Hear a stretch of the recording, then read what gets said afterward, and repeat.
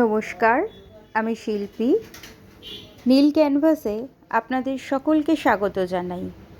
আজ দিনটা ছিল বৃহস্পতিবার। আজ 23শে জানুয়ারি, অর্থাৎ নেতাজি সুভাষচন্দ্র বোসের জন্মদিন। সকালবেলা ঘুম থেকে উঠে যখন আকাশটা দেখলাম, বেশ পরিষ্কারই ছিল। বেলা যত গড়াচ্ছে আস্তে আস্তে চারিপাশটা কেমন যেন কুয়াশায় ঢেকে যাচ্ছে।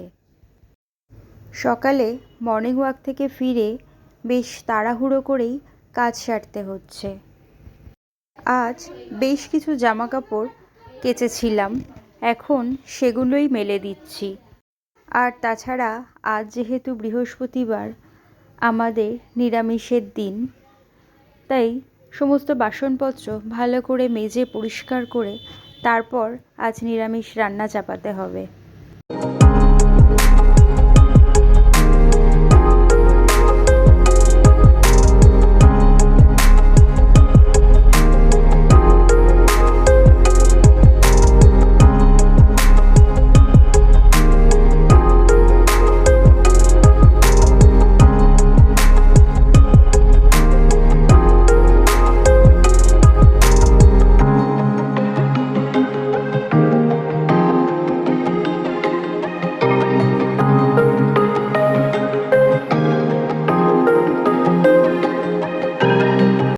সকালবেলা পুজো করে তারপরে চলে আসলাম রান্নাঘরে রান্না চাপাতে, কারণ রান্না করে তারপরে আমাকে দোকানে যেতে হবে।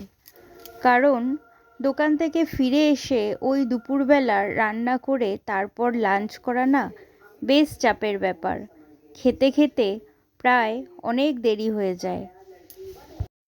প্রত্যেক দিন ভোর 5টা থেকে সারা দিন আমাকে এভাবেই যুদ্ধ করে জীবন কাটাতে হয়। অবশ্য প্রত্যেকটা মানুষের কাছে জীবনটা একটা যুদ্ধক্ষেত্রই বটে। সকালে কি রান্না করব তার সমস্ত কিছু আমাকে আগের দিন রাত্রেই ভেবে রাখতে হয়, আর সেই মতোই সমস্ত সবজিপাতি আমাকে কেটে রাখতে হয়। আপনাদের সাথে গল্প করতে করতে চলে আসলাম দোকানের উদ্দেশ্যে। চারিদিক দেখছেন কিভাবে কুয়াশা ঘিরে রেখেছে। মাঝে মাঝে মনে হয় প্রকৃতি কেন যে এত নিষ্ঠুর বুঝি না। হয়তো প্রকৃতির চেয়ে মানুষ আরও বড় নিষ্ঠুর, কি জানি আমি ঠিক কি না। দোকানে চলে আসলাম, তারপরেই শুরু হলো দোকানের যা যা কাজ সারাদিনের, সেই সব কিছু। আজ সারাদিন যতক্ষণ দোকানে ছিলাম সেখানকার আর কোনো ক্লিপ নিতে পারিনি। বলতে পারেন বেশ কিছুটা ব্যস্তই ছিলাম আজ।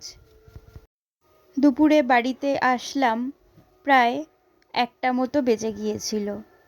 রান্না যেহেতু করাই ছিল, তাই দুপুরে খেয়ে আজ আর একটু রেস্ট নিতে পারিনি।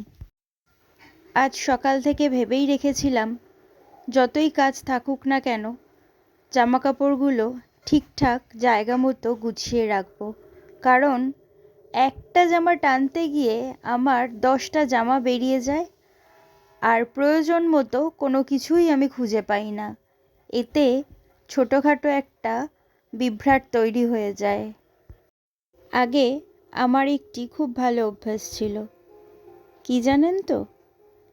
সকালে ঘুম থেকে উঠে কি কি করব আর কি কি করব না তার একটি লিস্ট তৈরি করা।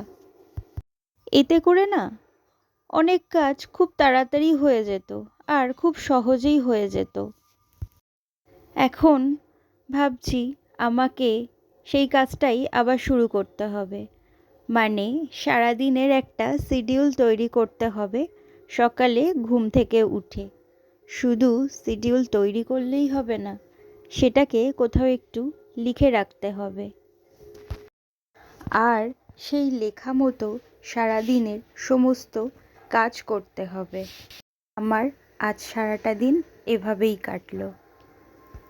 আমার ব্লগটি যদি ভালো লাগে আপনারা একটা লাইক করে দেবেন আর চ্যানেলটিকে সাবস্ক্রাইব করে দেবেন। ধন্যবাদ।